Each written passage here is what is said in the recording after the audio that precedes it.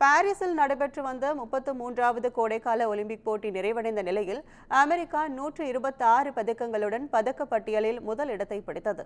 Paris நகரில் கடந்த 26ஆம் தேதி தொடங்கிய 33வது கோடைக்கால ஒலிம்பிக் போட்டி 17 நாட்கள் நடைபெற்றது.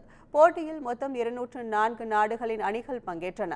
பதக்கப்பட்டியலில் மொத்தம் 90 நாடுகள் இடம் பிடித்தன. இதில் அமெரிக்கா 40 தங்கம், 44 வெள்ளி, 42 வெண்கலம் என மொத்தம் 126 பதக்கங்களுடன் முதல் இடத்தை பிடித்துள்ளது.